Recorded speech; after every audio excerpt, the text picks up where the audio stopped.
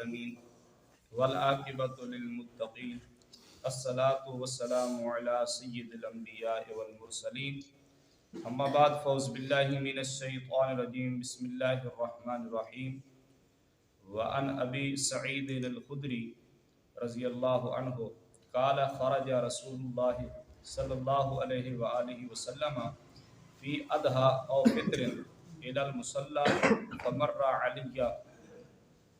فمر علی النساء فقال یا معشر النساء تصدقنا فإنی أريتكن أكثر أهل النار فقلنا وبما يا رسول الله أو كما قال عليه الصلاة والسلام إن الله وملائكته يصلون على النبي يا أيها الذين آمنوا صلوا عليه وسلموا تسليما الصلاة والسلام عليك يا سيدي يا رسول الله الصلاة والسلام عليك يا سيدي يا حبيب الله الصلاة والسلام عليك يا سيدي يا رحمة للعالمين وعلى آلك وأصحابك يا سيدي يا خاتم المعصومين.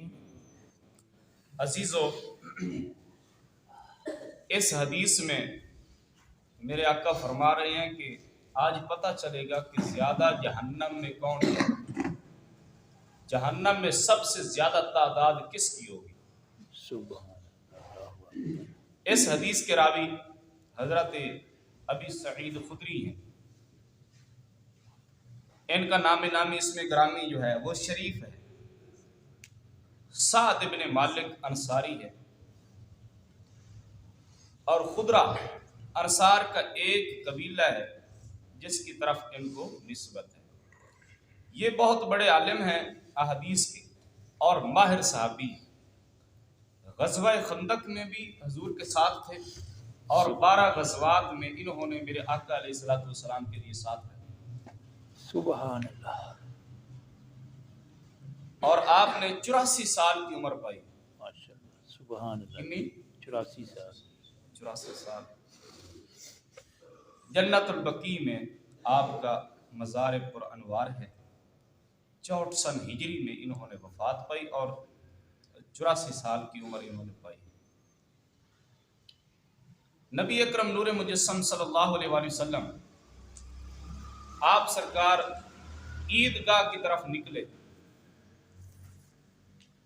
کس پاس ہے؟ عیدگاہ. تو عورتیں ان کی ایک جماعت تھی. ان کے قریب سے جب میرے آقا گزرے نا، دیکھیے یہاں ایک اور بات بھی ہے. عیدگاہ کی طرف جب نکلے حضور، نبی پاک علیہ الصلوۃ والسلام حالانکہ مسجد نبوی شریف بھی تھی، آپ سرکار باہر نماز پڑھتے تھے. آپ سرکار نماز باہر پڑھتے تھے رش کی وجہ سے، کیونکہ اس وقت عورتیں بھی آیا کرتی تھی اور مرد بھی ہوتے تھے. عورتیں علیحدہ ہوتی تھی، مرد علیحدہ ہوتے تھے. نبی پاک علیہ الصلوۃ والسلام عید نماز پڑھانے کے بعد پھر عورتوں کی طرف علیحدہ خطاب کرتے تھے. ان کو احکام دین سمجھاتے تھے. سرکار نے فرمایا تھا کہ عورتیں شامل ہوں کیونکہ وہ دین کے احکام سمجھے اور اس پہ عمل کریں. نہیں تو حضور نے فرمایا کہ کم از کم مسلمانوں کی دعا میں تو شامل ہو جائیں. پھر عہد فاروقی میں حضرت فاروق اعظم کے دور خلافت میں یہ سلسلہ روک دیا گیا کیونکہ فتنے جو ہے وہ اٹھنے لگے. تو آپ نے فرمایا اب عورتیں مسجد میں نہیں آ سکتی، نہ ہی عیدگاہ میں آ سکتی. نبی پاک علیہ الصلوۃ والسلام آپ عیدگاہ کی طرف جب آئے تو عورتوں کی ایک جماعت تھی. وہاں سے آپ جب گزرے نا تو میرے آقا نے فرمایا اے بیویو خیرات کریا کرو. عورت کنجوس ہوتی ہے بہت. کئی عورتیں تو بانٹنے والی ہوتی ہیں لیکن کچھ عورتیں بہت زیادہ کنجوس ہوتی ہیں. حضور نے فرمایا اے بیویو خیرات کیا کرو. کیوں خیرات کیا کرو؟ فَإِنِّي أُرِيدُكُنَّ أَكْثَرَ أَهْلِ النَّارِ. حضور نے فرمایا میں نے دیکھا ہے کہ دوزخ میں سب سے زیادہ عورتیں.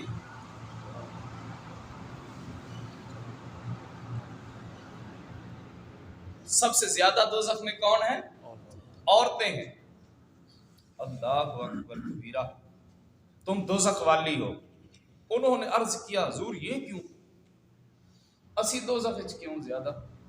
سرکار علیہ الصلوۃ والسلام نے فرمایا کالا تکسراں، سرکار نبی پاک علیہ الصلوۃ والسلام نے فرمایا کالا تکسر، تم عورتیں جو ہو وہ زیادہ لان تان کرتی ہو،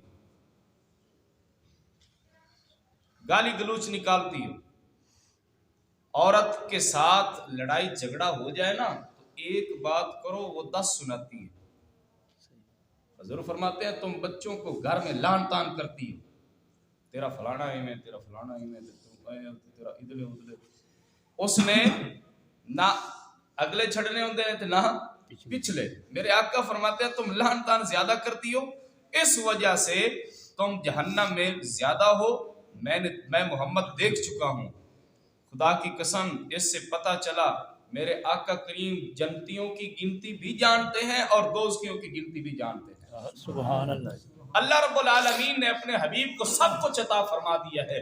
صحابہ کی ایک جماعت بیٹھی تھی، میرے آقا آئے، آپ کے دائیں ہاتھ میں بھی کتاب تھی، بائیں ہاتھ میں بھی کتاب تھی، ایک رجسٹر تھے دو۔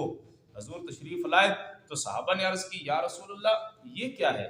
میرے آقا نے فرمایا یہ جو میرے دائیں ہاتھ میں ہے اس میں جنتی لوگوں کی تعداد ہے اور یہ جو ہے اس میں دوزخیوں کی تعداد لکھی ہوئی ہے۔ میں محمد کو پتا ہے کہ کون دوزخی ہے اور کون جنتی ہے۔ سبحان اللہ۔ انہوں نے کہا یا رسول اللہ جب یہ لکھا جا چکا ہے، اور سنو نا، انہوں نے آخیا سونے بھئی جدو لکھیا جا چکا ہے بھی کیڑے جنتی نے تے کیڑے جہنمی نے، تے پھر عمل کرن دی کیڑی لوڑ ہے جدو لکھیا ہی جا چکے ہے۔ میرے آقا نے فرمایا نہ ایسی بات نہیں ہے۔ میرے آقا نے فرمایا آپ عمل کرتے جاؤ اور جنت کی سیڑھیاں چڑھتے جاؤ۔ سبحان اللہ۔ عمل کرتے جاؤ اور جنت کی سیڑھیاں چڑھتے جاؤ، عمل کرتے جاؤ اور جنت کے قریب ہوتے جاؤ۔ جنت جو ہے وہ رب تعالیٰ کے فضل سے ملے گی، جنت اللہ کے فضل سے ملے گی۔ لیکن جو آدمی نماز پڑھتا ہے، روزہ رکھتا ہے، زکوٰۃ دیتا ہے، صدقہ خیرات کرتا ہے، اس آدمی کو جنت میں اس سے درجے بلند اس کے ہوں گے۔ لیکن یہ نہ سمجھے کوئی کہ میں نماز پڑھتا رہا تو جنت لب جانی، نہ جنت لبنی ہے کہ رب تعالیٰ دے فضل نال ملنی ہے، لیکن نماز پڑھنے سے رب تعالیٰ کا فضل ملتا ہے، یہ رب تعالیٰ کا فضل ملتا ہے اور اس آدمی کے جنت میں درجے بلند ہوں۔ اب سنیے، حضور نے فرمایا تم لان تان زیادہ کرتی اس وجہ سے تم جہنم میں زیادہ جاؤ۔ اور کیڑی گل؟ میرے آقا نے فرمایا تم خامد کی ناشکری کرتی ہو۔ آج تہاڈی گل آ گئی تسی بڑے خوش ہیں، ساڈی گل بھی ہے۔ تم خامد کی ناشکری کرتی ہو، کس وجہ سے؟ میرے آقا کریم علیہ الصلوۃ والسلام فرماتے ہیں وہ تمہارا خامد پوری زندگی تمہاری ناز برداری کرتا رہے، ایک بار بھی کچھ کوتاہی ہو جائے تو تم کہتی ہو میں نے کبھی خیر دیکھی بھی نہیں۔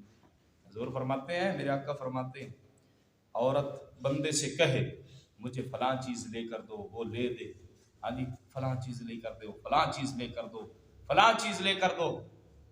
آپ شادی بیاہ ہوتے ہیں نا رشتہ داروں کے، جتنی دیر تک شادی ختم نہیں ہوتی بازار کے چکر ختم نہیں ہوتے، ہمارے وہ چیزیں آ جاتی ہیں، کپڑے آ گئے، جوتے آ گئے، بس پھر ہم شادی جو ہے نا وہ گزر جائے گی، لیکن عورتوں کی چیزیں ختم نہیں ہوتی۔ میرے آقا فرماتے ہیں جو ان کی فرمائش ہو آپ پوری کرتے رہیں، لیکن ایک چیز ان کو نہ لے کر دو تو یہ کہتی ہیں میں جدوں دی تیرے نال ایتھے ویاہ کے تو مینوں لیندا نا میں کدی سکھ دیکھیا ہی نہیں۔ میرے آقا نے فرمایا تم خامد کی ناشکری کرتی ہو، اس وجہ سے تم جہنم میں جاؤ گی، اور تم سے بڑھ کر کوئی کم عقل ہے ہی نہیں۔ حضور نے فرمایا تم کم عقل ہو، دین میں بھی تم جو ہے نا وہ کم عقل ہو اور ویسے بھی کم عقل ہو۔ کس وجہ سے؟ نبی پاک علیہ الصلوۃ والسلام نے فرمایا دین میں کیوں کم عقل ہو؟ اور سرکار نے فرمایا کہ تمہاری عقل بھی کم ہے، اس کی وجہ کی ہے؟ میرے آقا نے فرمایا اس کی وجہ یہ ہے، دین میں کم عقل کیوں ہے کہ ان کی گواہی جو ہے، عورت کی گواہی، آدمی ایک گواہی دے، عورتیں تین، دو گواہ۔ شریعت مطہرہ کے اندر انہاں دی گواہی ادھی ہے تے بندہ ایک ہی پورا ہے، سبحان بندہ ایک ہی پورا ہے. لیکن آج کل نظام یہودی کا ہے اور نظام الٹ ہے، بے شک نظام الٹا ہے. الٹ ہے. 10 آدمی چلے جائیں تھانے میں، انہاں دی کسی نے گل نہیں سننی تے اے ایک چلی جاوے تے دی سارے 10 ایک پاسے اے ایک پاسے. اب یہودی کا دور ہے نا بھائی، یہودی کا نظام چل رہا ہے، یہودی کا تھانے کچہری میں یہودی کا نظام ہے. اور دین میں کم عقل کیوں ہو؟ وہ اس لیے کہ عورت ایک مہینے میں کم از کم 15 دن جو ہے وہ پاک رہ سکتی. عورت ایک مہینے میں کم از کم 15 دن پاک رہتی ہے. وہ اور دین میں کیوں کمی ہے؟ حضور فرماتے ہیں کہ اس وجہ سے یہ جب ان کے حیض اور نفاس کے دن ہوں، حیض جو عورت کو یعنی کہ حیض آتا ہے، مینسز آتے ہیں، ہاں جی ڈیٹ جس کو کہہ لو، وہ جب آ جائے تو اس وقت عورت نماز نہیں پڑھ سکتی، بعد میں بھی قضا نہیں کرے. نفاس آ جائے، بچہ پیدا ہو، 40 دن عورت نماز نہیں پڑھ سکتی.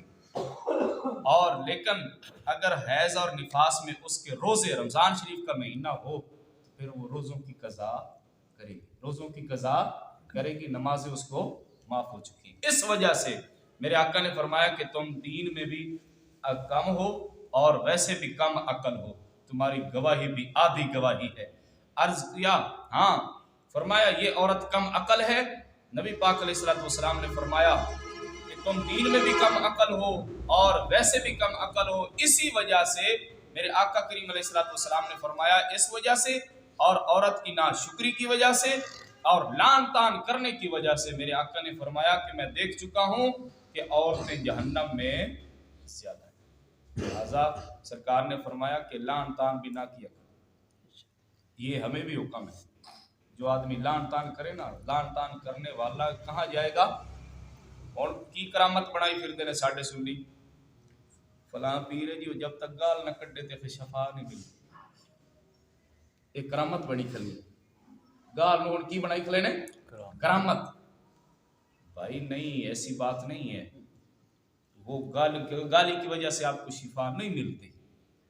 اللہ تبارک و تعالیٰ نے اس ولی کے چہرے میں بھی کچھ ایسی چیزیں رکھ دی ہیں جس کی وجہ سے آدمی جاتا ہے تو اس کو شفا مل جاتی ہے. آپ میری بات تو آپ سمجھے. کسی آدمی پہ آدمی کو یقین ہوتا ہے، کوئی ڈاکٹر ہے اس پہ آدمی کو یقین ہوتا ہے، کسی سے مرضی دوائی لیتے رہے آدمی کو شفا نہیں ملتی. اس بندے کے آپ کلینک میں پیر رکھ دے تو آدمی کہتا ہے کہ مجھے شفا مل گئی، حالانکہ اور بھی دوائیاں آپ نے کھائی ہیں، ڈاکٹرز کی اور بھی دوائی آپ نے کھائی ہے، اس سے شفا نہیں ملی. اس کی ایک پڑی سے آپ کو شفا مل گئی ہے یا وہاں جانے سے شفا مل گئی ہے. میں تو کہتا ہوں کہ جو لڑائیاں جھگڑے ہوتے ہیں گھروں میں، بعض حضرات ایسے بھی ہوتے ہیں جو بیمار پڑے ہو نا، ایک بندہ یہ سالاں تو جو لڑائی ہوئے وہ آ جاوے نا پوچھن واسطے تے ادھا بندہ ٹھیک ہو جائے. بے شک. جیسے آج کل مشہور ہے نا، کہندے نے جیندے نو تو پوچھدے نہیں تے جدوں مر جاوے تے منجی حلال آ کے کہندے نے ایک باری بول تو صحیح میرے نال. ہاں جی، پوری زندگی اس کے ساتھ گفتگو نہیں کرتے، جب فوت ہو جائے تو پھر منجی حلال آ کے کہندے نے اٹھ تو صحیح میرے نال دو گلاں تے کر. یہ لعن طعن کرنے کی وجہ سے آدمی ہو یا عورت ہے، گالی گلوچ نکالنے والا کون ہے؟ تو جہنمی ہے. گالی گلوچ نہ نکالو، لعن طعن نہ کرو، ہاں جی نہ شکری نہ کرو. حضور فرماتے ہیں جو بندے کا شکر ادا نہیں کرتا وہ رب کا بھی شکر ادا نہیں کرتا. اللہ رب العالمین ہمیں شکر کرنے والا بنائے. اللہ نعمتیں دے تو پھر شکر ادا کرو. جس آدمی کو اللہ نے دیا ہوا ہے اس آدمی سے نظر آئے. کچھ بندے ایسے میں نے دیکھے ہیں لکھ پتی ہوتے ہیں لیکن انہوں کی شکل ویکھو نا تو اتنا لگتا ہے جدا ہے کوئی پتہ نہیں کسی کا نوکر ہے. نہ جس کو اللہ نے دیا ہے اس میں سے وہ نظر، وہ چھل کے وہ نظر آئے کہ انہوں اللہ کی خیر ہے، اس کو اللہ کی خیر ہے، اس کو اللہ نے دیا ہے. یہ نہ ہو کیوں اگر وہ اس سے نظر نہ آئے تو وہ رب تعالیٰ کا جو ہے نا وہ آدمی نہ شکرا ہے. اگر خدا نے دیا ہے تو پھر اس سے نظر آنا چاہیے. شکر ادا کرتے رہو، اللہ رزق میں اضافہ کرے گا. لئن شکرتم لازیدنکم، اللہ فرماتا ہے تم میرا شکر ادا کرتے رہو، میں تمہارے رزق میں اضافہ کرتا ہوں۔ واقعی